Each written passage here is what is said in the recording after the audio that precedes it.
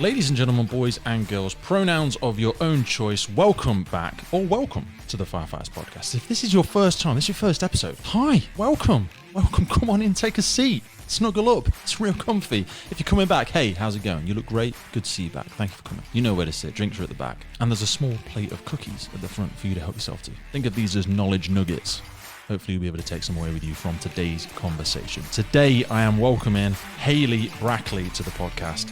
This is an amazing conversation, and not because I'm part of it. To be honest, I am just the facilitator in this one. Hayley so elegantly and articulately speaks about some of the subjects relating to leadership and personal development that I personally feel are going to be the huge levers of change that if we want to see progression, we want to see more engagement in the fire service and the emergency services as a whole as we move forward, these are the levers we're going to need to be pulling on. Hayley is a coach, a trainer, a member of the emergency services, and today we're going to be speaking about leadership and personal development and how that plays a role in some of our lives and how, if we choose, it can benefit all of us. But before we get in there with Hayley, and I know you're super excited, we'll be there soon, I promise, but first, I want to hear from our fantastic podcast family. So here are the names and the frames. A big shout to our first sponsor of today's episode, Venari Group UK. On the podcast, we only align ourselves with absolute premium quality, and that of course includes people such as Venari Group really breaking boundaries, stepping forward onto the front lines of quality builder of emergency vehicles, unrivaled degree of quality, passion, obsession for customer satisfaction, and they drive that British manufacturer to its fullest. A big thanks to Ollie and the team, and we look forward to seeing some of the incredible work that Venari have got coming out in 2021.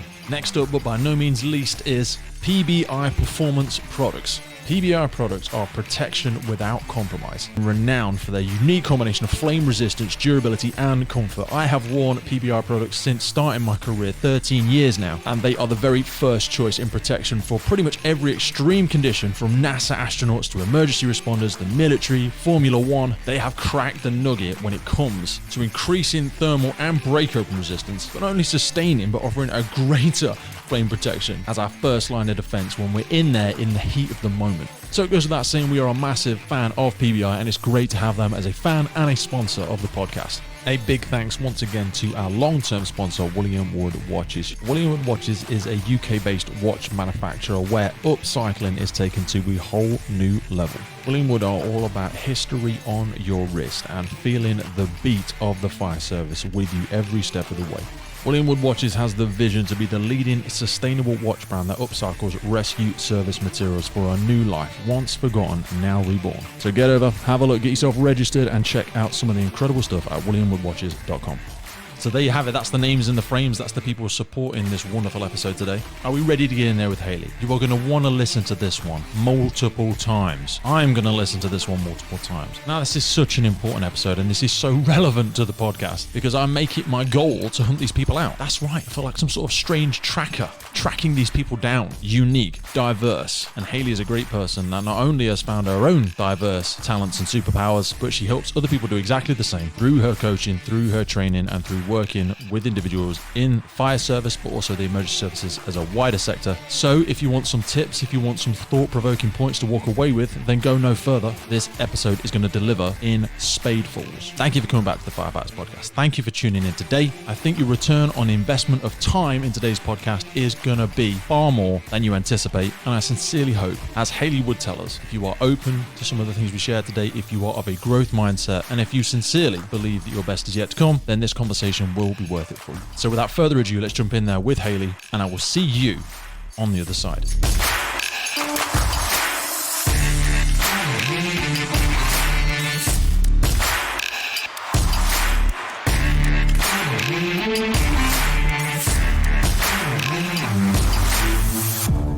Shall we go for it? Let's go for it. Hayley Brackley, welcome to the Firefighters Podcast. How are you doing? I'm good, thanks. How are you? I'm wonderful. So, Hayley, for anybody that's unfamiliar with you, we've had a couple of talks in and around leadership. It's something I'm super passionate about, and I know both in your professional capacity, but also it's a passion of yours. Today, we're sort of speaking around the coaching that you do, the training, and also leadership and personal development in which you support members of the emergency services. Absolutely right, yeah. So, how did you first get into this, and where did your sort of passion for coaching or personal development first start? So, I've been in the emergency services, specifically the fire service, for more years than I'm going to own up to. Obviously, I'm 21, which means a maximum of about 5, something like that. You were one of those that were able to apply when you were 7 years of age, though. So, it was quite rare back then. Absolutely. Special skill set. Indeed. So, so I've been in the fire service a long time. I worked in a few different places, a couple of different services, worked in the control room, worked on project management, worked with volunteers. And one of the things that just really shone through to me was that generally, as a sector, we are awesome at going and doing the job. The putting out of the fire. Put the wet stuff on the hot stuff. We do that really well. And it's something we lean on. We're like, we need to focus on our operational competence. And I'm like, we're really, really good at that, to be honest, already. Yeah, absolutely. And often the bit that kind of falls a little bit by the wayside is all that other stuff, the fluffy stuff, the pink stuff that's nice to have, that somebody comes up with some kind of initiative and then has to sell it to somebody else. That's the bit that's missing. And ultimately, that's the difference between doing something well, doing something and enjoying doing something, understanding why you're doing it. All of those things, they all come from that fluffy stuff. And that fluffy stuff is kind of my bag where I am. But ironically, that is the stuff that when people talk about the emergency services, and more specifically, we can both speak from the fire service perspective, that's the stuff they say is best about the job, even though we've just firstly referenced the operational capacity of it. If you say to somebody, what do you enjoy about the fire service? They'll go, I love the banter, I love the team, I love the camaraderie, I love the people that are in the fire. And that's why I started the podcast. It's inherently not because I love the emergency services, I love the people that are in the emergency services. And the reason we love them is because of their character traits, often because of their leadership capabilities. And it's those values and morals that historically we used to be very good at being able to demonstrate, but more specifically articulate. And we've now kind of lent accidentally a little bit away from that. So there's a lot of people that share your thoughts, and I just say that from my own sort of 13 years of listening to people going, oh God, I wish somebody had listened to me, or I wish they just wouldn't be that way about it. I want to do the job, but sometimes I don't enjoy going to work. You've taken it into your own sphere of control or influence, and you've actually gone out and skilled yourself up, because some of your personal developments happen within the fire service, but a lot of it, you've actually gone out and done it yourself. Yep, absolutely. And there's a couple of reasons for that. So I think my coaching approach is in the business called relational coaching. And I might give you some tips. I might ask you some questions. It's going to be a lot of different things all added in, rather than the kind of traditional, here's a grow model. Let's look at your goals and your current reality and yada, yada, yada. Now, that works really, really well. The caveat to that is that you need to make sure you're doing it in a professional manner. You need to make sure you've got those ethics behind you. You need to make sure you've got that credibility. And ultimately, how on earth can you operate in the personal development space if you're not prepared to kind of put your money where your mouth is and put yourself through that journey at the same time? So and I say at the same time, exactly.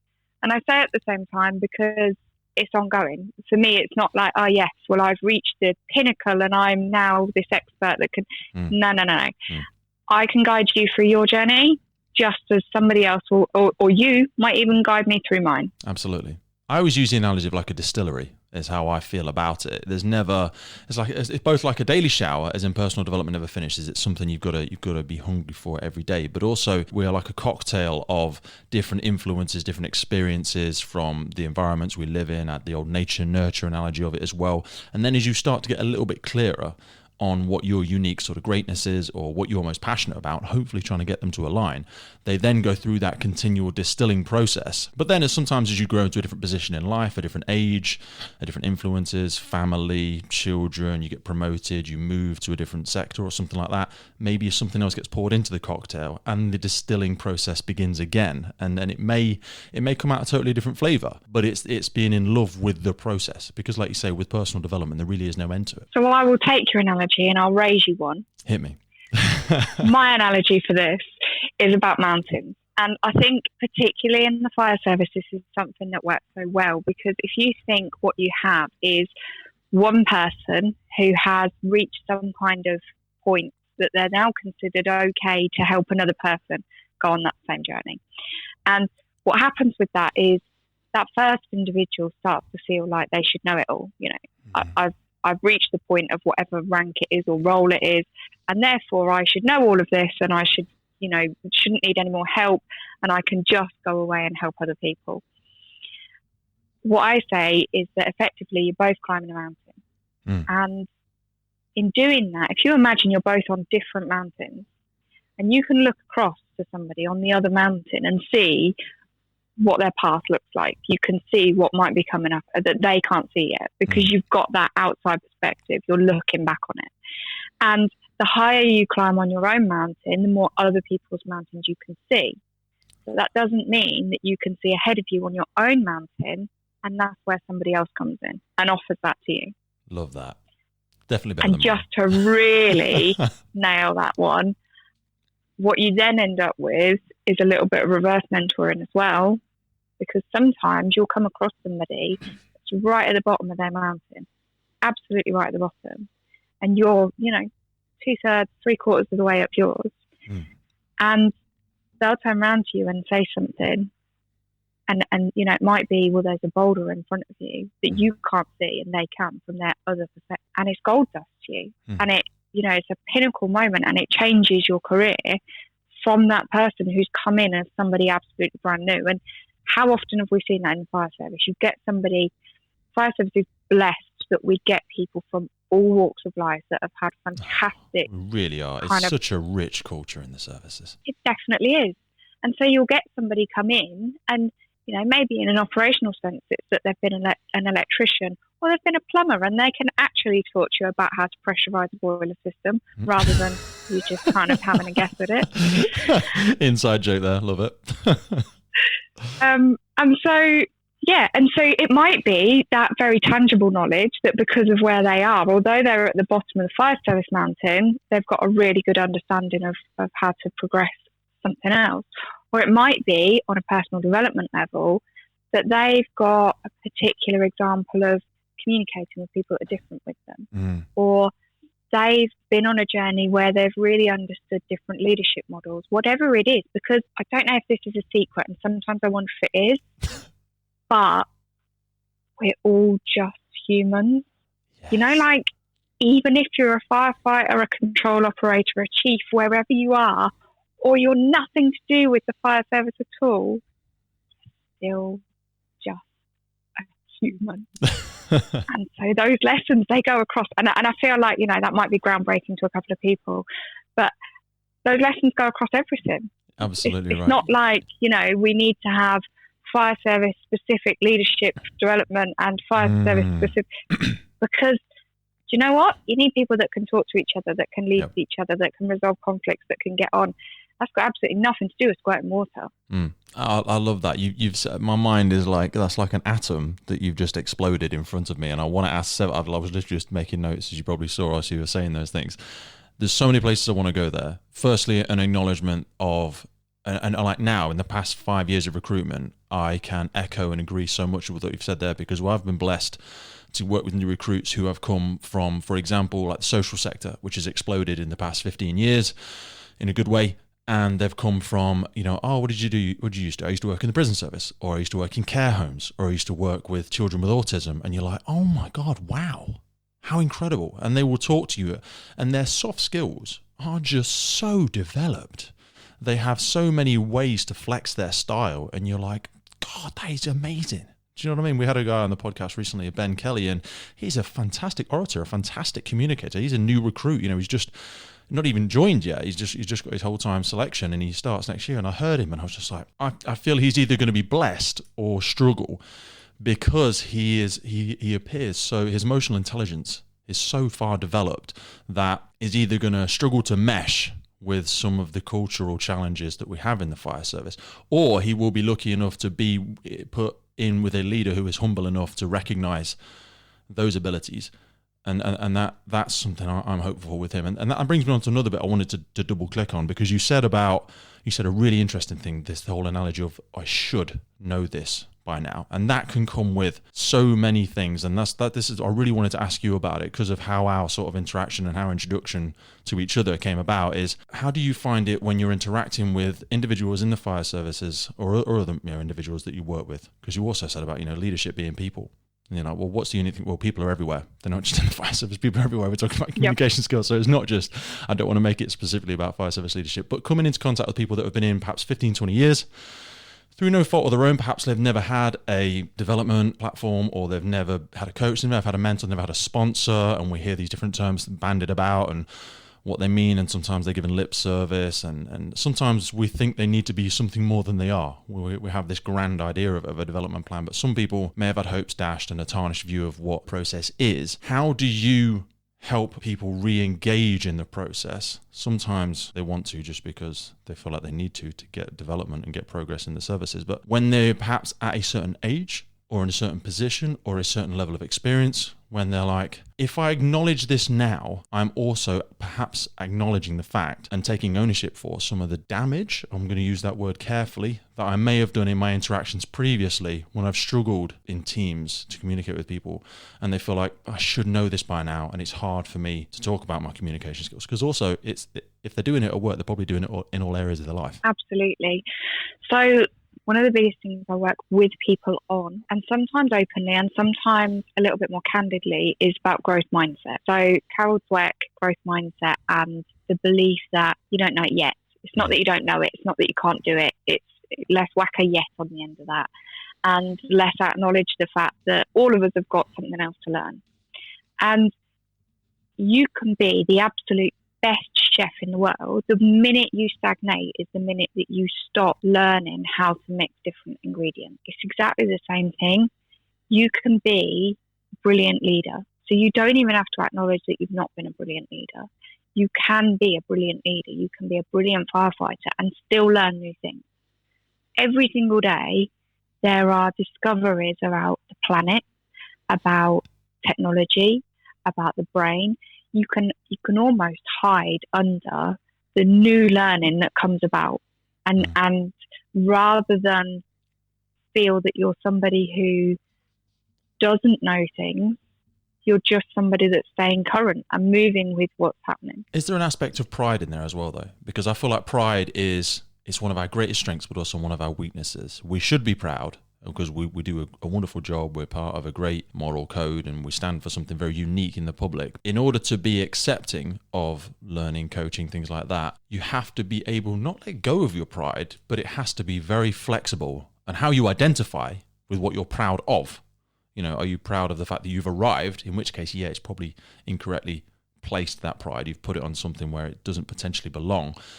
Or are you proud of your desire to continue to develop? Okay. I think there's a bit of a misnomer with pride. My personal experience, and this is literally personal experience, but also for the people that I've worked with, is that we confuse pride with fear. And so what we do is we say, oh no, I couldn't possibly put myself out there and risk making a mistake because my pride's at stake. Is it your pride?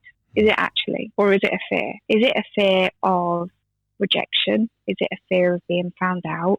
Is it a fear of being judged by somebody else as not being good enough? That's not pride. Pride is the act of being proud, isn't it? Where you have achieved something and that works well for you and you enjoy that feeling. Something that holds you back, that's not pride, that's fear. And ultimately, as humans, we are tribal creatures and we are designed to belong, conform, fit in, and that's what keeps us safe. Mm. And, you know, you think back to being a cave person, you had to belong to that tribe. You had to know exactly where you stood in that hierarchy. You had to know how to maintain that place in the hierarchy. Now, if we bring that back to now, not a lot's really changed. Whether you work in a hierarchical, tribal kind of service like the fire service is, or whether you are a sole trader, you work entirely on your own, your brain makeup is still exactly the same. Mm. And it works on what are your fears? What from a tribal level, if you get rejected by these people, what's the consequences of that? Mm. And unfortunately, the brain hasn't really evolved, and it kind of thinks that we're still sat in those caves, and it thinks that, you know, if we talk out a line or if we admit that maybe we don't thoroughly deserve to be the leader of the tribe, then we're going to get evicted from the tribe and we're going to find ourselves hungry, cold and standing outside in the rain because nobody will let us in their cave. Mm.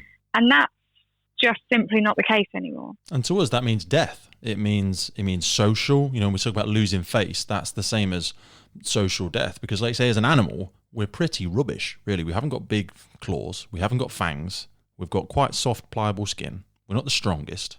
So the only thing we have is, as you rightly point out, is to stick together. So in order to do that, chemically, we're designed that way. You know, our dopamine, our oxytocin, all these things, our big key drivers, they want us to interact. They want us to shake hands. They want us to have physical contact. They want us to be able to mirror each other. We want to know that we belong to something. You're right. And when people have those moments where they think, oh, no, I don't want to, you know, lose my pride or whatever, if you follow that all the way back, like you say, well, why don't you want to do that? Well, because I might feel silly. And why does that matter? Because if I feel silly, no one will respect me. Why does that matter? Because if they don't respect me, then I won't be accepted. Why does that matter? Because if I'm not accepted, I'll be alone. Why does that matter? And you follow it all the way back, and it'll be ultimately because I want to be part of the team. And that's hard for some people when they go, I don't care what anybody thinks. Well, okay. You mean you don't allow yourself to be too controlled by their opinion, but you definitely do care what they think because you want to remain part of this culture. Now, I'm an independent person. Okay, well, you live in a society where you rely on everybody else in order for you to survive. So there's a balance to be had somewhere. You know, don't be that tree in the wind that allows yourself to get blown left to right by other people's flexible opinions. But we need to acknowledge that certainly in the fire service, while we try and, you know, narrow this and double click back down onto the fire service, individual contributors are wonderful, but they don't necessarily move the whole body, the whole army, the whole group forwards. Anything you achieve, certainly on instant ground or even within a team in itself, is going to happen through and with other people. So if you can't be an effective communicator, if you can't move people with your words and your actions, certainly, then you're going to find some perpetual frustration in all aspects of life, but definitely within the emergency services. I'd agree, but again, I'm going to disagree because I'm that kind of person. I love you too there. Go on.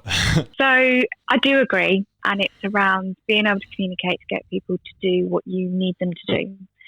However, it's not just that. When you think about an instant ground, you can shout at somebody as hard as you can, and you can instill massive amounts of fear into them. You can ridicule them. You can make them comply with exactly what you want them to do, and they will do exactly what you've asked them to do. Is that healthy? Is that conducive to the service and the sector moving forwards? Is that conducive to having well-balanced, well-looked after workforces? I would say no, and I would say that certainly the evidence around conditions like PTSD, look at risk factors such as what's the support like. Because things still get achieved, but there's a lot of collateral damage that happens with that. There's a lot you leave a lot in your wake of your apparent success. We achieved the goal. How's everybody doing? Don't want to talk about it. Yeah, you're absolutely right. And the other thing that happens is that you end up stood in the middle of a group of people that are just literally waiting for you to tell them how high to jump. Over and over again, and nobody looks at what it is that they might need to jump themselves because they can't, because they have to be ready for your next instruction.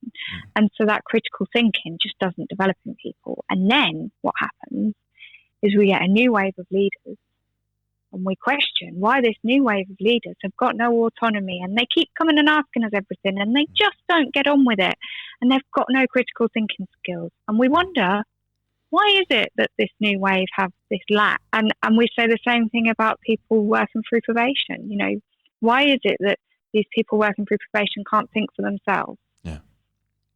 Have you created the environment where they're invited to think for themselves? No? Oh. Can we go back to your first question then, please? Yeah. Yeah, there's a balance to be had in and around. So I suppose this starts, you know, when we talk about nature nurture, it starts a long way back. But when we first come into contact people from a professional capacity, and even the fact we're having this conversation, you know, we're talking about a lot of improvements that we would like to see and that we're starting to see in the services. But the very fact that I am having this conversation with you would suggest, and not only suggest because I'm well aware of the work that you do, that we have started to not only acknowledge this, because acknowledgement is simply the first step, and you can't keep walking around going, oh yeah, I probably should spend a bit less money. I probably should eat less sugar. Yeah, okay, you've acknowledged it now let's do something about it. So that acknowledgement's still there, but we're taking action upon it, and your role exists because in a professional capacity, you're part of doing this. So when you first go into services and or teams and other businesses and stuff like that, because I imagine, and I'm just throwing it out there must be an aspect sometimes of, oh, this is the person, is it? This is the this is the personal development guru who's going to come and tell me everything. I've been in 30 years. Have I told you I've been in 30 years? And there's maybe a bit of an aspect of that. So how do you help people not necessarily want to, because they've got to want to, otherwise the whole system doesn't work. And I know we spoke about this before, but I'd love you to refresh us about it. And how do you help them once that willingness is there, identify those blind spots? And if people wanted to develop them or identify them for themselves, how could they do that? So I'd love to tell you that there's like a magic, I ask these 6 questions and then I get a formula and wait, I'll get my pen ready. Go for it. So I ask these magic 6 questions and then I've got a matrix and I run it through and it gives me a code at the end. I put that into a computer. Yeah, and it's like just a little ticket and I hand it to them and then no.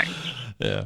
It is nothing more complicated than the art of a conversation. And I wish I could give you something really groundbreaking and mic drop moment. That's it. I think that was the mic drop moment because it's hard. Because there's not those 10 tangible steps. There's not, and we like steps. What's the 5-point plan? What's the steps? What's the qualification? What's the mark? What's the metric? Whereas people and communication are like a wonderful dance. You might, I stepped on your toes. You're going a bit too fast. I'm going a bit too slow. I don't know this tune. I haven't practiced. I'm not listening. I'm not paying attention. I'm looking at the people dancing over there. I'm not paying attention to you and I bump into you. And it is the art. You say art, and I love the word. I love the fact that you use the word art because it's very subjective. It's very personal. It's a bit like the Mona Lisa. Some people go, oh my God, that's horrific. It looks ugly. Yeah, well, it's art. So to me, it's beautiful. It's the same with everyone and their partners, no doubt. Certainly me and my partner. I'm balding at the top of my head and I'm a big lump of a man whose hair's receding. But I'm sure she thinks I'm very handsome. And I hope she believes that for a long time to come. Otherwise, the illusion will no longer work. But it is an uncomfortable thing to try and develop, the art of communication. So how do you encourage that or how do you nurture that? So I very much take the time. I think time is probably one of the most key factors in having a good conversation with somebody. Not rushing it, building up that rapport, understanding where they're coming from, what's their perspective, have a little think about what's the last 12 months been like for this person. How have they come to be here right now? It's always handy if an organisation has got something that they want to work towards. That might be a leadership charter or it might be a framework. It might be a values document, something like that, something that gives you a conversation starter. And you can take that and you can look at it and you can say, okay, so let's have a look at these and let's work out where are you on that. And if that's not available, so sometimes I work with people and it's not through an organisation, it's somebody one-to-one. And what we'll do there is we'll do some values-based work to come up with what are your kind of 6 to 10 biggest values and how are you living through those. And so we'll use things like the wheel of life to understand how are you living through your values. And what that gives you is the opportunity to quite kind of tangibly, because personal development's not tangible, is it? We both know that. Yeah. If you use something like the wheel of life, or if you've got a framework or something to work towards, it gives you that opportunity to make it a little bit more tangible. And for so many people, that's the difference. They want to be able to see where am I now and where am I looking to get to. What's the from and to? How have I improved? Because otherwise, what I'm saying to them is, give me your blind trust, invest 6 hours of your time into me, and hopefully at the end of this journey, you'll reflect and think that things are much better in your world. I mean, it's good, it's nice, it's hopeful, it's very, very fluffy, and potentially a little bit ambiguous on what it delivers. But the thing is, we know it works, and we're quite lucky in the fact that a lot of senior management or senior leadership teams, depending how they choose to self-identify, are acknowledging this. Because I kind of, whilst personal development is relevant to people at all levels of organizations, I feel the wider benefit, simply through how much damage you can cause if you were unaware of some of your actions, behaviors, is more impactful when you see it at those at higher levels sometimes.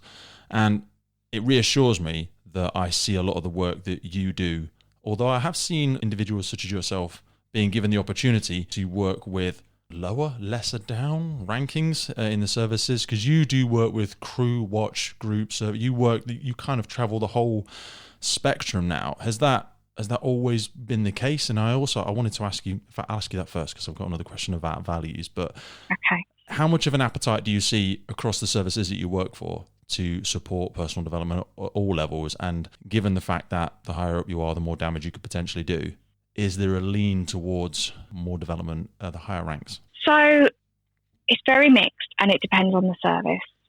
As with a lot of things in the UK Fire and Rescue Service, each one has its own quirks and tendencies. And in some environments, it's very much, us people up here, we're quite comfortable with where we are. And, we've made it, we're quite happy with that. We're going to carry on doing the good stuff we've done because it's got us this far in life and we reckon that we're all right. Yeah. Can you please work with those other people down there, near the bottom of the ladder? They're the problem. There's not listening. Yeah, or they're the ones that, they need to develop themselves to become more like us at the top. So you see that, but you see that in business as well. Mm. And then you see the flip side of it, which is, well, those lot all down there, they kind of need like the generic training packages and operational competency. And us lot up here, we're the ones that need, like the executive coaching. Mm. And again, it's equally as reflected in business. One of the things that I have noticed, depending again which service you go for, professional support services, green book staff, back office, non-operational, any of those from above, please pick the appropriate one. Very often there's no investment there. Which is sad. And I find it's sad, but it's also very interesting because that's often the places where the service as a whole can move forward in a much more transformational manner. I worked, and this isn't a fire service, but I worked in an organisation where the company secretary had gone off sick. Now that's like a role where they do like admin and stuff, and it's not really very important, is it? It's, company secretary. Who really knows what they even do? This individual went off sick. Everything fell apart. Everything. They got somebody else in to cover. It was long-term sickness. They got somebody else in to cover her role, and they realised just how vital this role that nobody really ever considered was to get in pretty much everything done in the organisation. But also, how much contact does that person have? That person speaks to so many people. That person has their influence can be enormous. They can change the trajectory of everybody's day, of everybody's phone call by those small interactions. And they probably have more interactions with people. They probably have a stronger pulse of the organisation and or service, depending on what capacity they work in, than most people would ever think. And I love what you said about development in support roles, is that, like you say, it's that they are support roles, and sometimes we wrongly identify that as perhaps this old grey book, green book, that's more of a disposable role, it's not an operational role. But if you don't develop support roles, how do you think support is going to be developed? Do you know what I mean? How is the support for what you believe is the priority and or the frontline tip of the sword if you don't develop the support roles? And what's worse is you think, oh yeah, but they're not in part of the inner circle inside the organisation. So if we spend money on developing them, they might just leave. Well, yeah, absolutely, and so might everybody. But what's worse, you could spend money on somebody and they leave, or you could not develop them and they stay. Yep. I mean, you've nicked that, haven't you? Worse. I have who have you nicked the quote from? Yeah. Oh, they're all over my wall. Richard Branson? No, you know what? Actually, I think that's probably Simon Sinek. Okay. I think so. I think that was a start with why. I think it's in there somewhere. You also said something great when you were speaking about values, and I wanted to go back and touch upon it, because when you're talking about values to services, and I want to ask first, is it easier, do you find the work more productive if perhaps an organisation is going through a rebranding process? Is it more beneficial for everybody involved if you're in part of guiding the identification of those values, rather than do you ever walk into an organisation, they go, hey Hayley, here's our values, look, they're on the wall, right? See it? Yeah, I've looked on the paper in front of you, they're on the top of it as well. Yeah, they're our values, I'd like you to make them more part of what we do. That can be very difficult and perhaps a very interesting conversation to navigate. Have you ever had that? Yes, I have. And yeah, I absolutely have. And there'll always be somebody in the service that understands what those values mean, but it might literally be the person that wrote them. And yeah, it does happen. The big thing here is around comprehension often, because values are so generally they are generic, aren't they?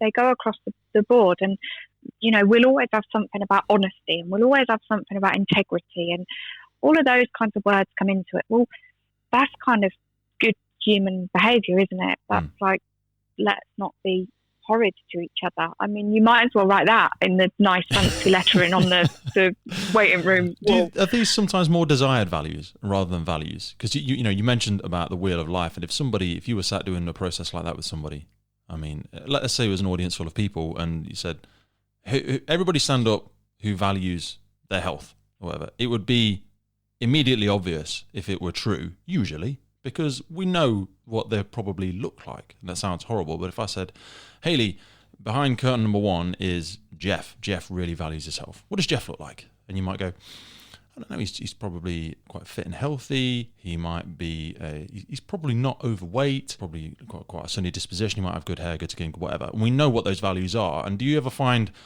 that what actually some people try and articulate is like a desired value rather than actual value? If you say, we'd like to value honesty, but we keep seeing people tell lies.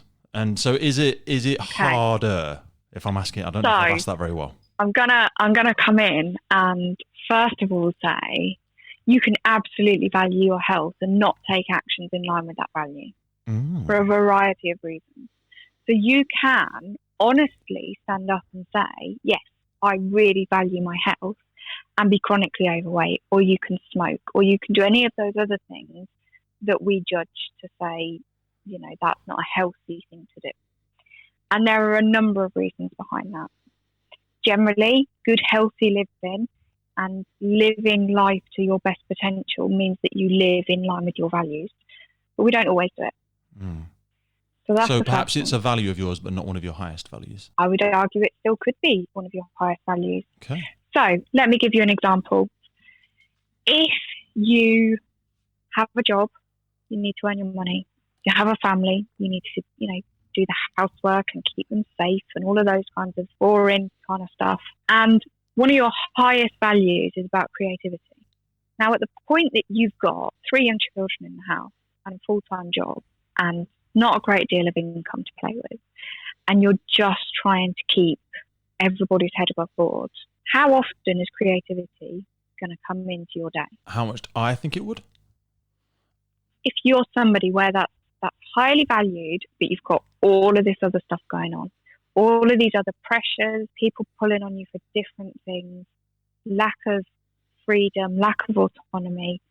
I often feel like people with not a lot of disposable income can sometimes be the most creative. Because I feel like if I've not got a lot of time, or if I've not chosen to put a lot of time aside for me and my daughter, that's when I can be incredibly creative. And ironically, it doesn't cost me a lot of money, and it's sometimes when me and my daughter have the most fun, because we'll get some chalk out of the garage and we'll just draw on the driveway or something like that for 25 minutes or an hour. And so what you've got there is the benefit of time and freedom. So nobody is governing what you do with your daughter. You've got the time available to do it. Now, often people who do have lower incomes, lower disposable incomes, don't have the flexibility of time because they're having to juggle more things, and the things that maybe they could outsource slightly in their life, they're not able to do so, all kinds of different reasons. And generally that means that they're less likely to live within their values. So they're more likely to be fatigued. And if you're fatigued, it doesn't matter how much you value creativity, you're not going to sit at the end of the day and think, do you know what, I'm going to get some clay and some paints out and I'm going to sculpt something. You're going to fall onto the sofa, watch some mundane rubbish TV, fall into bed, wake up the next day and do the whole thing over again. Yeah. And that doesn't mean that you value that any more than that lucky person who doesn't need to work and, has a very lavish lifestyle and can go and flick paint around to their heart's content every single day. That might not be one of their number one values at all. And so values are very, very subjective and they're very individual. And it comes down to how much is that person living in line with their values and how much are they walking their values. And that's around personal values, but it does also come into organisational values. Absolutely. So you use the example of honesty, and around, we don't often see that. That doesn't often play out. We've got this value around we must be honest, and then we've got people telling lies, mistruths, or just hiding information from each other. You can still very much value honesty. And as an organisation, you can still very much value honesty. If you don't have the skill set to have a difficult conversation, how are you going to get that honesty in? If you feel pressured by other people to conform, how are you going to get that honesty in? And, you can have somebody at whatever level of the organisation genuinely valuing honesty, but just not having the accessibility to live that value. Yes, 100%. I so much see that, and the pressure, like you said, the pressure to conform, the pressure to keep up with the Joneses, the pressure to keep increasing the metric, then I suppose encourages creativity, which can then masquerade itself as being creative with the truth when we struggle to have that honest conversation about perhaps an unrealistic target, or perhaps I didn't feel bold enough, brave enough to challenge you at the time. Or we weren't sure about the process because we didn't get it clarified, because I didn't want to ask you to tell me again because I thought you'd think I was stupid, because I've been in 30 years, I should know this by now. And I didn't dare say that I didn't understand you. So I went away. Then when I realized what the metric really was, I had to knee jerk to try and achieve the metric through creative means, perhaps. And difficult conversations. I often say to people that the quality of your life is going to usually be a direct correlation with the number of uncomfortable conversations you're willing to have. My wife and I separated for a period of time for that exact reason. We'd brought those moments. I kind of went through a process of personal development, and then being the natural addict, I ended up doing more personal development because I got addicted to personal development. Went on all the courses and all that sort of stuff, and then started looking at all the other habits and behaviors in my life. And my interpretation, and I bring this back to what we're talking about, my interpretation of a happy relationship or a functional relationship was so low.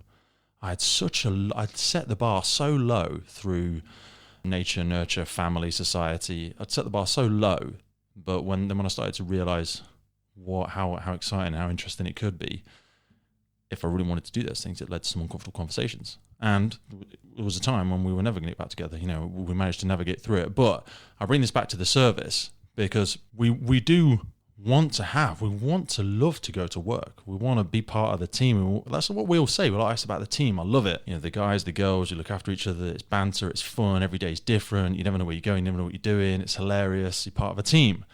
We want that. But in order for a team to be most effective, that does involve a little bit of healthy conflict, a little bit of healthy debate. And people struggle with those two words, I feel, debate and argument. So I don't want to have an argument, Hayley. I don't, but I'd love to have a debate.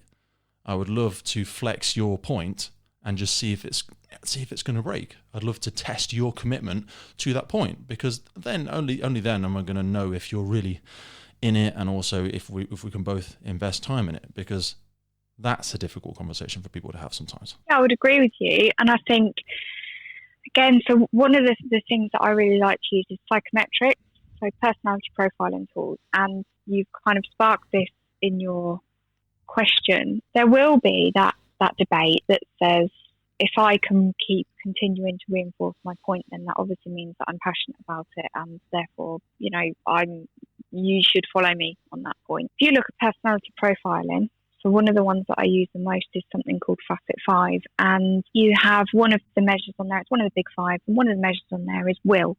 And so that is, how determined are you to get your ideas heard and to drive forward your ideas? And so you might have somebody who has absolutely no knowledge on a subject, but their determination is really high, and their aptitude for dealing with conflict is really high. What you then have is somebody that's really very, very knowledgeable, but they don't like conflict. They're not somebody that's determined to put their own ideas out. And so say if that was between you and I today, and you're the driving force, you're the person that's really able to put something across and stand by what you think, and I'm the opposite. What that would look like from the outside is that you're more right, you're more correct, you know what you're talking about, you're more passionate. We should definitely go with what you've said, because you can reinforce that and really push that through. And I'm kind of backing down a little bit. Now, this is one of the dangers that we face, is that if we take that on face value and accept that the other person has reconsidered whether their idea was good enough in the first place and decided just to let it go by the wayside and be kind of railroaded by somebody else, we miss out on that person's perspective. And we don't just miss out on that person's perspective on that first conversation. We miss out on it in future, because they just learn to not even bother contributing, because, What's the point? Everybody else is more able. And often, because we don't live in this fluffy world with lots of personal development, and people don't go into fire services and particularly talk about psychometrics and personality profiling, people don't even recognise that in themselves. I didn't recognise it in myself. If we talk about will and conflict on the facet scales, mine's incredibly low. I'm going to give in to just about anybody. I'm probably one of the most amiable people you'll ever meet. And when we have what you think is a debate, I think that it's a full-blown row and feel terrible about the fact that I've probably offended you. That's the difference. The beauty is understanding that. And the beauty for me in myself is understanding that. Because once I know that not everybody feels like they've just been punched in the gut when somebody disagrees with them, I'm then able to, push forward and have that disagreement and have that difficult conversation. But similarly, when the person that's at the other end of the scale starts to understand that not everybody has that natural desire, ability, preference to kind of thrash it out and have a really good debate over it, and other people might need that little bit more of an invite, well, they're going to get a lot more out of the conversation as well. 100%. And what I hear there as well is rightfully acknowledged and really opened up there about a few personal challenges, which I thank you for. But what I imagine comes with those is you will have, by very nature of those characteristics, you'll probably have a higher level of sympathy and empathy. You've probably got much higher emotional intelligence because you've been that person who may have taken that conversation differently, and you know how it feels to have, whereas the person sitting solely in their comfort zone and their big proverbial bath of knowledge, comfortably relaxed, and that I wanted to know, I made the note when you said it, we talk about promotion and development and stuff like that. People think they walk hand in hand, and this is where I feel it can be really dangerous, because like you've rightly identified, when somebody is very knowledgeable, but I echo back to the beginning of our conversation, but perhaps they're not in a growth mindset because they realize or they feel they've reached this recognized education driven qualification. I've arrived, I've got a doctorate, I've got an IFE, I've got a whatever. I've arrived there and I'm just going to spout this knowledge off. That doesn't inherently suggest that the growth that took them to that position is still within them. Are they still pushing themselves outside of their comfort zone? Are they still engaging in creative thought? Whereas the person, as you sort of identified yourself as, who you're probably so much further outside of your comfort zone, suggesting you're in a much greater growth mindset. And if you're interviewing somebody, or if you're interviewing a group of people and you're like, we're looking for people to take the service forward, we want people that are open to change, we want people this, and someone's evidence that they're open to change is to give you a long list of qualifications and knowledge that they've accumulated, I'd be asking, what are you working on now? Where do you feel your greatest challenges are now? Show me those aspects of you. And because qualifications and knowledge base and stuff like that are really nice boxes to be able to tangibly tick and mark against, we can then end up with like, I want to have a service that's more open to change, but I keep employing the same people. Or we keep having those feel-good interviews where we're like, that person feels like me. They felt good. I want to give them the job because it feels good. Yeah, but you've said you'd like people that are slightly outside of your apparent self-identified box to help you move forwards. So if you keep having people very similar to you, can you see the conflict that might emerge there? Yeah, if you always do what you've always done, you always get what you've always had. And, let's get the cookie cutter out and let's just mold it around the person that's sat at the top, and then stamp that out of cookie dough and have lots of uniform little gingerbread people all following the same path. And that is the risk. And I think diversity in fire service is such a topic to get into, isn't it? It's gorgeous. I love it. It can be so contentious, so emotive. People just not understanding it, particularly when somebody says, let's rebrand Fireman Sam into Firefighter Sam. And there's a story behind that and there's a message behind that. But actually, let's look at what we've already got in the service. Let's look at the diversity that's already there. And that diversity doesn't have to be cultural or gender-based or anything like that. Literally diversity of thought. So in what way do you think differently to the way that I think differently? And how can we create a space where we can both bring our unique brain patterns to the table and move things forward and not have cookie cutter. And one of the things that I've noticed is that with this cookie cutter, what we have is somebody writing policies who's been the person that can get themselves to the point where they're hierarchically senior enough to write policies. And so they'll write policies using the language of somebody that's hierarchically senior, that's probably done some kind of formal qualification. And they'll put in like really, really long words. And, you know, there'll be the ones where you've got and in order to consider this, instead of just saying we should think about. And then what you get is this kind of self-perpetuating situation where those other people that don't have those kind of thought processes and aren't akin to reading academia will look at that and just feel alienated, and it won't help them to move forward, and it'll be a policy that means nothing to them. And then you'll get the people who do get it. They can move forward with it, and they can pick it up and they can go, yeah, this makes perfect sense. The guy that wrote it is then able to go, yeah, see, this worked because that person's followed it. And look, they're following in my footsteps now. And they're my kind of people. They're doing really, really well. Yeah, exactly. Isn't this policy brilliant? Because you play your cards right, works. You'll be writing a policy one day as well. Exactly. And you can write it with lots You might not be words. leading anybody, but you'll be writing some policies. Yeah. You can put lots and lots of words into that policy. And really long words as well. Really with like ones. far too many consonants. I was looking through the dictionary last night, just circling a few that I've got pinned out for next week's policy. There's some absolute doozies in there. I love them. Yeah. And the way that you choose them is basically you get a ruler and you mark out on your ruler that in this dictionary it must be longer than an inch. Yeah. This word must be longer than an inch in order to feature. Yeah.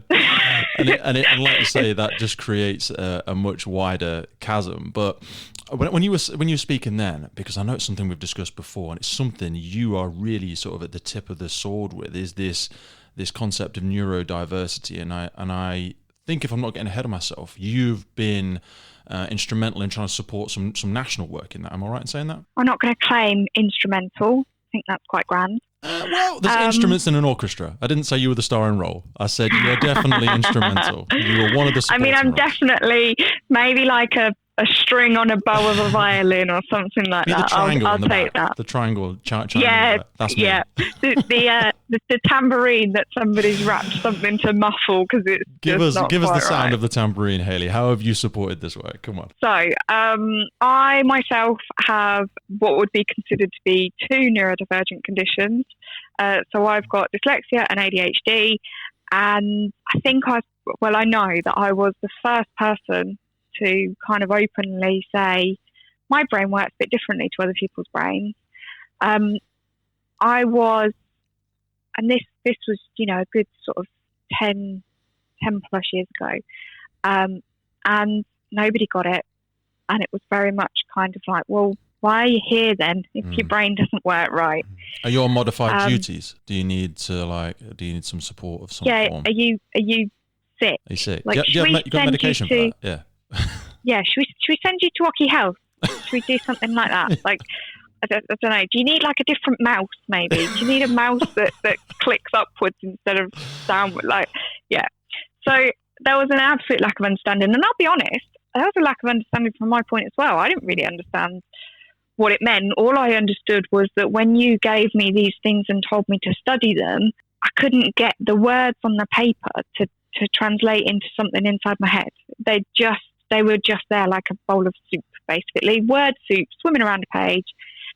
And it was so frustrating. And I could see the frustration from the people managing me. They were like, this person's not dumb. They're not, but they keep coming back and telling us that they can't learn it. And we need them to pass this exam to be able to do the job. And they're not. So how do we work with that? And so I kind of quietened down a little bit. And then, as you do, went through the process of having a family, and that adds a bit of a different dynamic to people. And it's quite common, particularly in women, and particularly women with things like ADHD, where you have a family and it's kind of like that. How to drop a bomb on your life. Have a baby, then have a second baby, and try and juggle that with working and, functioning as a human being. And I realised that I needed a bit of outside influence here. This wasn't something that was within my realms, and I could really do a bit of sport. And it wasn't particularly forthcoming, if I'm honest, from the fire service. And I would say that was down to ignorance, not malice, not arrogance, just ignorance. Just I've got no idea what you're talking about. And so I went away and very kind of privately looked at what I needed, put into place what I needed, and did it in a very independent way. And then didn't think a great deal more of it, carried on living life and working through, and that was fine. And then a few years ago, a very, very nice person up in Tyne and Wear Fire and Rescue said, we're going to do a conference on ability, not disability. And we've got a couple of speakers. Does anybody want to come and talk? And I was like, yeah, I'll come talk to you. I'll come talk to you about what it's like to have a wonky brain in a world full of straight brains. And the fact that maybe the fire service has a few more wonky brains than what we originally thought we had. And which are uncomfortably trying to make themselves appear in a square box. Yep. And maybe there's some very, very obvious reasons when you look at it why we have a population of people who are dyslexic, and far more than in the outside world, and why we've got a population of people who have ADHD, diagnosed or undiagnosed, because diagnosis is quite a new thing in the grand scheme of things. And so I went and I spoke, and I talked about journey through life, childhood, signs, little, anecdotes, and then employment and what it's meant for employment, and support, lack of support, understanding and lack of understanding, and all of these things, and just kind of brought it all together. And what I got on the back of that was something I never expected. Was on the day, maybe 30 people of the however many in the audience privately coming up to me afterwards going, so glad somebody said this. Either I have a diagnosis that I've been unwilling to disclose, or I think that I may need to pursue a diagnosis and I've not been able to ask anybody where to go. What I then got over the coming couple of months was the same.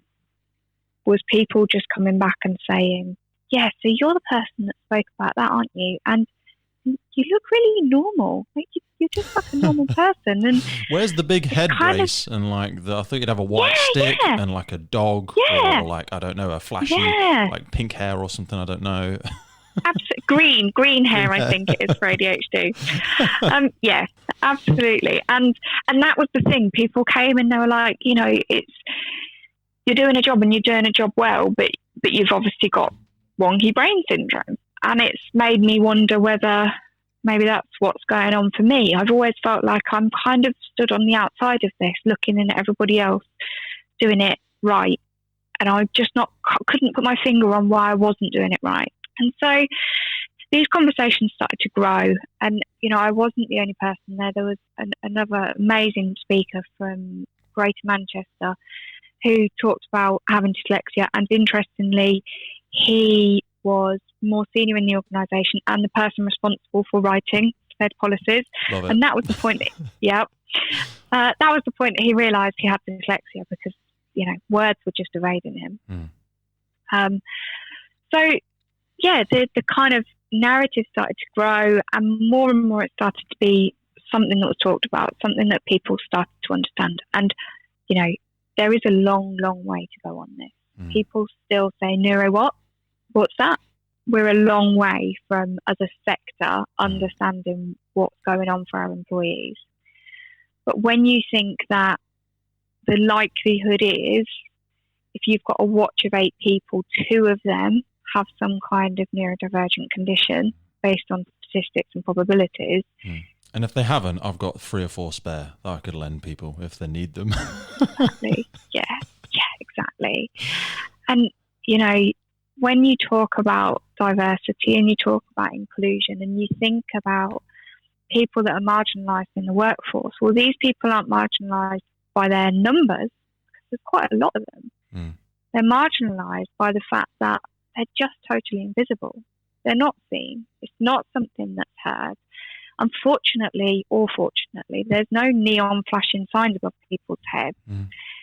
And often they don't even know it for themselves. So how can anybody else understand it around them? across every sector, across, society as a whole, neurodivergence means a lack of social mobility. So you're less likely to be promoted, you're less likely to be employed, you're more likely to suffer from drug abuse, substance abuse, poor self-esteem. You're not reading my bio, are you? Anxiety. I feel like you're reading off like something that I've written somewhere.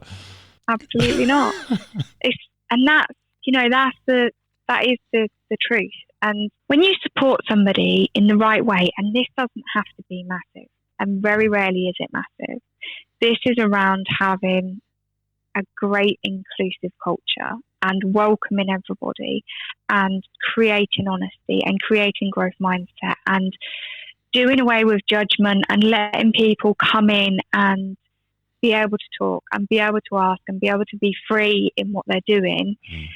When you reach that point and you create it, suddenly you start to see these absolutely amazing traits and characteristics coming out that you go, oh my word, I never even knew that person could do that, because we were so busy trying to shove them in a box and get them to conform. And now the minute that we've taken the box away, we've worked out that they can do what? Yeah. That's incredible. It's like saying we need to acknowledge and recognize these things. Yes. But then even when people start things like, oh, we need to support them. Yeah, we do. How though? Because some people, I think a fear is that, okay, Hayley, you've said you've got this. Well, I'm going to support you to bring you into line so that you can operate in my thing and I can get you thinking like me. Whereas these are, I personally feel, this is only my personal opinion, they're secret superpowers. And it's like going, hey, Hayley, I didn't realize you could fly.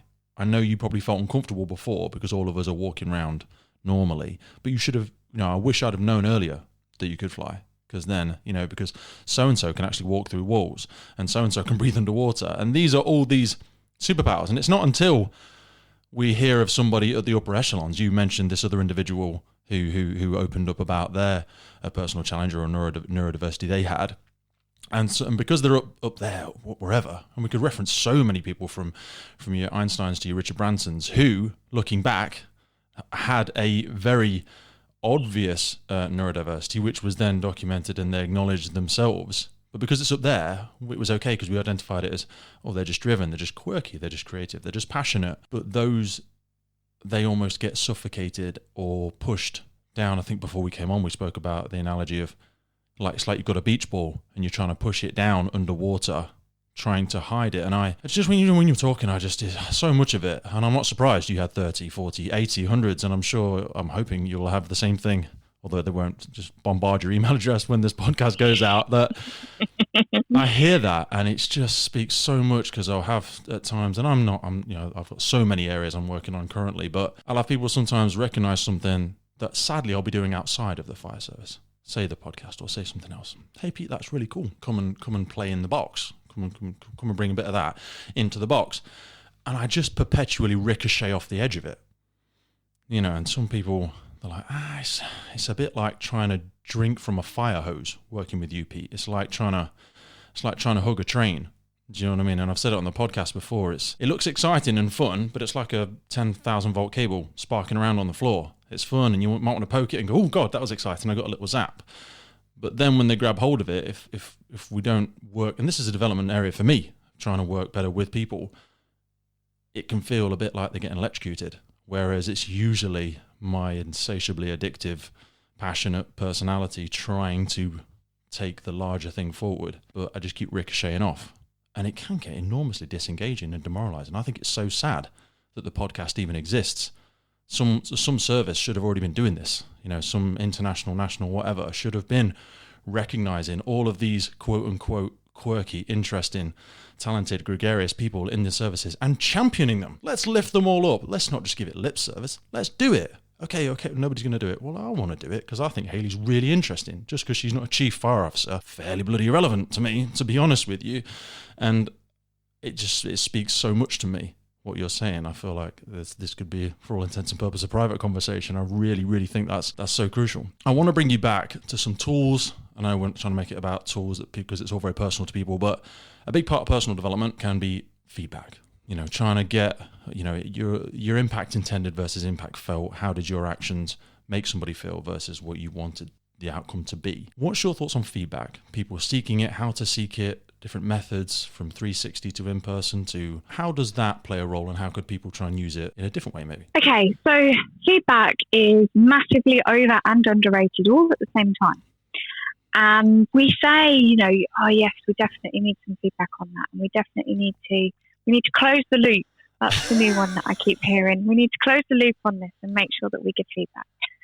And that's really, really great, provided A, the feedback is helpful, it's going to help that person to move forward. B, the person wants the feedback. And C, the feedback is factual, useful, and any good. If not, it's really overrated because essentially you're just kind of casting your opinion to somebody in the form of some kind of concrete block and hoping that it hits them in a way that's not too damaging. I'm throwing you a concrete block that you didn't want, you're not interested in catching, but it still hit you in the face. Yes. Whoops. Yes, absolutely. Yes. Sorry about that. So there are some different models for giving feedback. One of the ones that I really, really like, and this is one for people to probably go away, Google, have a read of it, is situation, behaviour and impact. And so what you do here is you take your opinion out of it because you know what? Your opinion doesn't really matter much at all. So the situation is whatever the context of the conversation, so that the person you're giving feedback to knows what it is that you're giving them feedback on. The behaviour is what you observed. I saw you do this. So Pete, when we're on your podcast, that's the situation.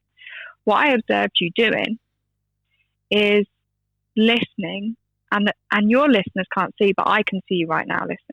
And so when I'm watching you listen, I can see that you're actively listening, you're nodding along, and I can see that you are allowing your facial expressions to represent the feelings that you're having and the thoughts that you're having whilst I'm speaking. That's the behaviour that I've observed. The impact of that, Pete, on me is that I feel very engaged in this conversation we're having, and I feel heard.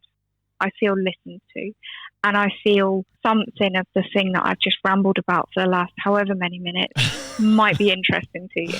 Some of those pennies dropped. Some of the lights switched on as I spoke to you. I saw them sparking off. Yeah, absolutely. And so what I've done there is I've not given you any of my opinions. I've not told you what I think you should do. I've not told you that you're not doing it well enough or that you need to do it better. I've kept it very, very factual.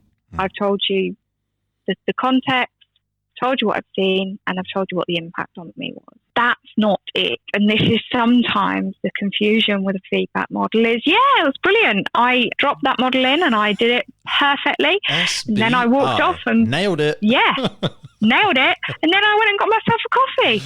And they just stood looking a bit bemused. No idea what's wrong with them. That's their problem though.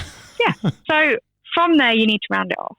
And so that can work a number of ways. You can, and this is my favourite, ask the other person what they think of that. Ask the other person to reflect on it. You can invite some conversation. And if there is some kind of intended action to move forward from, then you can bring that up with them. You know, what do you think would be a good way to move forward from here? Something like that. So that it's not just closed off.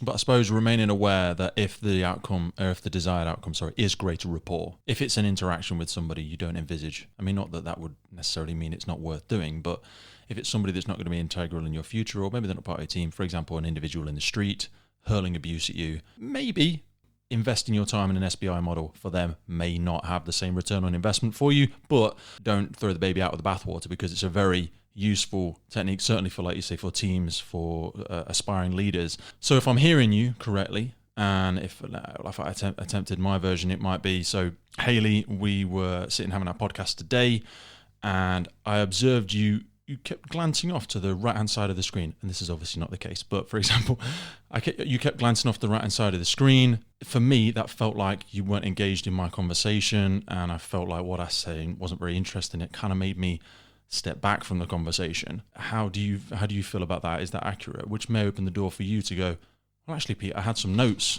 down to the right of me, and I wanted to ensure that we were getting the best. Or I was making notes because I was so interested in what you were saying. I was actually making notes on some of the things you were mentioning, but I can totally appreciate that actually that made you feel, because for you, a big part of feeling listened to is eye contact. I'm aware of that now. I hadn't realized that at first. It's certainly something I'll be more conscious of in the future, and I'll definitely, think about that when I'm speaking with you, because that's where, like you say, it's knowing how that person wants to be communicated with. I think this is great when you think of like love, because like someone's example of love, somebody says, oh, Hayley makes me feel loved. No, you let Hayley make you feel loved because of how you receive love. If Hayley's way of loving somebody is she wants to hold my hand all the time, she wants to kiss me in public. If you're somebody that doesn't like public displays of affection, you're going to hate that.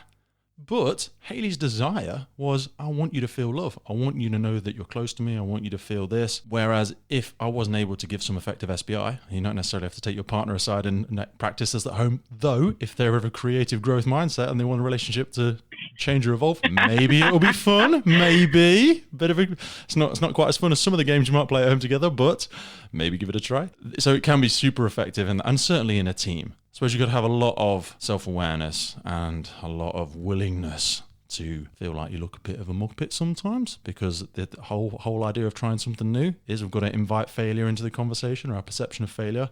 I might come in a bit fast or come in a bit low, and you might not be ready for it, but that's okay. That's feedback in itself. Absolutely. I think the thing that it does that's really beneficial is it stops you accidentally creating an opinion or a judgment or an opportunity to go on a self-fulfilling prophecy. And so, yes, when that person's mouthing off at you in the street, you might not invest the time into this. However, if you do need to have an interaction with them and you tell them that they're a good-for-nothing thug that's got, the brain the size of a pea and what they're shouting isn't even intellectually correct, you're going quite deep. You're going to make it quite difficult to bring that conversation back to any kind of amicable resolution. And essentially, on a brain level, what you're doing is you're kicking off that chimp part of the brain and you're putting that other person into a fear response because you have shown them very, very directly that you've judged them. And that's not what you want to do in feedback. What you want to do in feedback is literally feedback. This is what I've seen. This is the impact. Not, I think you're good at podcasting, or I think you could be better at it, or, you look like a nodding dog. None of that. Yeah. What you need is to just provide that factual information that allows that other person to remain in a neutral state, free from judgment, to be able to interact on a kind of adult to adult level to move forward. And is there an aspect of, again, not making it personal, but admitting that this is just your observation of this one situation? Because I think sometimes when I've heard feedback, that the people have had the best intention of the feedback, but perhaps they don't feel confident in their ability to give it, or they're scared of the outcome of giving the feedback. We can sometimes generalize when we say, Hayley, everybody thinks you've got brown hair. Whoa, hang on a minute. Do you think I've got brown hair? Because I have not got the ability or the right to speak on behalf of everybody. Neither, most probably, have you. But I want to know what your opinion is. Or I want to see what your observation was. And I feel like you've got brown hair, or I felt this, or as that situation was this, your behavior was that, and the influence on me, not the influence on the team. You switched everybody off. Everyone thought you were an idiot afterwards. Well, did you thought I was an idiot? And that's not somebody going, it's just your opinion. You doesn't mean that. If my desire is to build rapport with you, it does matter to me. So therefore, don't shy away from making it your feedback. Don't give feedback on behalf of the world or on behalf of the entire organization. Give me your feedback. Absolutely. One of the kind of nice exercises you can do is imagine that you're in court and you're with an absolute pedant, and this person is asking you to present what's happened. And you say, well, everybody thought that he'd done wrong there. And this pedant that's interviewing you when you're under oath is going, okay, so specifically, who is everybody? And you go, well, the people around. And they go, no, for the record, I need to know. Who specifically? And you go, well, that guy. And the pedant goes, okay, so where's the witness testimony for that guy? Has anybody got that? Court clerk, where is that? Awkward. No, we don't have a witness testimony for that. Okay, I'm just going to come back to you here. You said that guy, we have no witness testimony. What evidence are you referring to here? Okay, so we've now reached the conclusion that this is just your observation and your opinion on it. Okay, please can you clarify for the court exactly what it is you were trying to say? Can you present your evidence in a way that we can actually use? Now, that's a bit silly and a bit daft. And I wouldn't recommend getting into that for every conversation you have. But ultimately, if you're really struggling with something and you're not sure whether you're kind of getting drawn into the offering your opinion or generalization, run it through that scenario. If I was to be stood up in court, how would this play? Am I being absolutely factual? And the way that you open your sentence, avoid opening a sentence with "you are" or "everybody," because what you then end up with is "you are lazy" or "everybody thinks you are lazy." If you go with "I observed," so I observed you not putting the kit away at the end of the incident. It's factual. Nobody can argue with that, can they? And actually, what you're doing is allowing the opportunity for that person to acknowledge and let you know if there's a reason behind that. If you tell somebody they're lazy often enough, what's going to happen to them? You're creating an identity for them to grow into. They're like, well, Hayley says I'm lazy. It's clearly an overwhelming truth she believes. So why? There's too much effort for me to put into to try and change her mind. She says I'm lazy. I'm going to act lazy. It's going to self-perpetuate. And then all of a sudden, and it echoes back to that micromanagement you spoke about earlier. You don't know what you're doing. I'm going to tell you what you're doing. I'm going to tell you every single small step of what you're doing. And you're breeding more of what you don't want. You're breeding more what you perceive as incompetence. They think they're being obedient. They think they're doing exactly what you said. But when you don't tell me what to do, I now don't feel bold enough, creative enough, competent enough to show you what I can do. Yeah. Scary. Absolutely right. It is scary. I sincerely hope so much more of this is able to get out there. Sorry, I felt like I interrupted you there. So all I was going to talk about was dendrites. Have you come across dendrites? I haven't. Please go on. So dendrites are basically like the little paths in your brain. And for you to do something, you need a path to do it. So the best example is learning to drive, because it's something everybody can relate to. And when we're describing things to other people, we want to put it in the context that other people can relate to, because they're more likely to consider what we're saying if they can build up the picture in their own mind. So you're learning to drive. The first time you get into the car, into the driving seat of the car, I should point out, you sit down and you look at it and you go, right, no idea how to do any of this then. Because you've got no dendrites there. You've got no driving dendrites. They're just not there yet. So what you do is you have some instruction, hopefully from somebody qualified, and they teach you how to do the balancing of the clutch and the accelerator. That brilliant thing. Find the bite. And you're thinking... There it is. Yeah, there it is. Oh, no, you've pulled it again. Yeah. Or you've kangaroo hopped into a bollard. Yeah, brilliant. And what you're doing here is you're building a pathway. So you're mapping out that dendrite in your brain. And you do it a couple of times and you get basically like a bit of a kind of gravel path. You know them really rubbish gravel paths that you have out in the countryside? And they're not really a gravel path. They're kind of just like some stones and some mud. And if you didn't walk over it for 5 months, the path is going to be gone. It's going to be grown over with grass and all sorts of stuff like that. So that's what you've got. You've reached a point where you can just about balance this clutch, and in your brain you've got this rubbish kind of stony, gravelly path. Carry on having your lessons, and over time, that's the farmer put in, a couple of ton of gravel to make this path something a little bit more robust. So that pathway in your brain, the one that tells you how to drive, how to balance the clutch and the accelerator, starts to become a little bit more solid. Now, if you didn't walk down that path for a year or so, probably going to get overgrown again. Those stones will get kind of swallowed up. But if you carry on down it, it will become a very established path. And so you keep doing this and you keep doing this and you keep building it up. And then before you know it, this path has been concreted. And no longer is there the chance that the grass is just going to grow over it, because you have got a concrete path. So when you last drove your car, did you think to yourself, where's the bite? Or did you think to yourself, I must remember to put the washing on when I get home? Absolutely. Or, I really hate this song. Why is it even on the radio?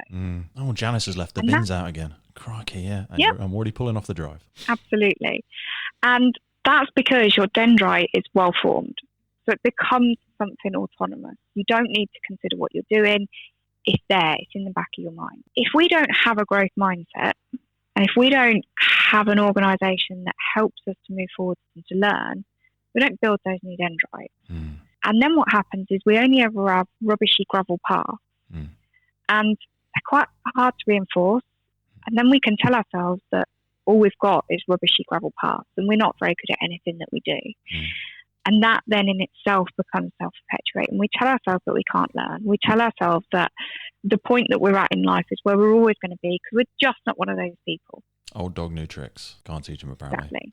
Exactly. So if I'm hearing you correctly there, and just to echo it back to you, it's almost like we have to have a willingness, because we're talking about in and around leadership, we're talking about communication, we're talking about building rapport, being able to empower somebody through the way that you converse with them, and you have to be willing to stall that conversational car, I suppose. Be willing to, as you practice these new desired characteristics, these new ways that you want to get your point across, your different style. It's that, again, in that growth mindset comes that willingness to have the hiccup, have the kangaroo jump, have that conversational jump forwards and step backwards, and it might get a little bit jarry, and you've got to be willing to stall it, I suppose. Yeah, and know that it's going to be jarry, it's going to be uncomfortable sometimes. Yeah, and know that that's not a reflection on you. It's just that you're building your dendrite. Absolutely love that. Haven't heard that one. I'm going to make a note of it. Hayley, that was such a wonderful conversation. Thank you so much for that. I feel like I've had my proverbial mind wafted like a big blanket. And some of the things I'm so deeply in love with, I feel like you've acknowledged them, and I feel like you've made me feel okay in the way that I see things, and sort of reinstalled or supported my conviction to keep going deeper down the rabbit hole. So for our listeners' benefit, I've made several notes. Again, as we said, and keep seeing me glance off. Things for people to go away, because a big part of I've found most helpful in my personal development, perhaps that people who have not had the privilege or not had the benefit of accessing a coach such as yourself yet. We spoke about Carol Dweck. I've made a note about. You mentioned the chimp mind, and I made a note down about the chimp paradox. Would you advise people to? Is that a book you're familiar with, and is the benefits from people having a look at that perhaps? Yeah, it's a book that I am familiar with, and yes, there is benefits to looking at it. What I would say is I'm not sure that it's a book for people that don't enjoy reading. It can be a little bit arduous. There is an audiobook version. Also, if that's not something that really grabs you, just literally contemplate chimps and cavemen and how they interact and how they move forward, and make that a little bit of a reflection if reading's not for you. Reading's not for you, but if you wanted to go away and flirt with the idea, we've heard a few things today, and I know, as we've said, these are all very personal, so you can't just pick up a tool and expect to be able to build a house straight away. But we spoke about, as I look at my notes now, we've got SBI model, situation, behavior, impact, things that people could go away and look at. For anybody that wants a bit more information, what's the best way for them to get in contact with you? So you can check out my website. My website is greatmindsdon't.co.uk, and all of my contact details are on there. I love that. And I know people will go and look anyway, but just as a little taster, because I had a look at it again this morning, the Great Minds Don't, it breaks it down, doesn't it, as you go sort of down the website. And I don't want to spoil it for people, but I love the way you put a lot of thought into that, as I'm sure you're not surprised to hear, because you put it together. So there was obviously a lot of thought. It wasn't thrown together, Pete, but it's very good. So I would very much, it will be in the show notes, and I encourage people to go away and have a look at it. Hayley, awesome. Thank you for taking time away from your fixing hobbies to be here with us today.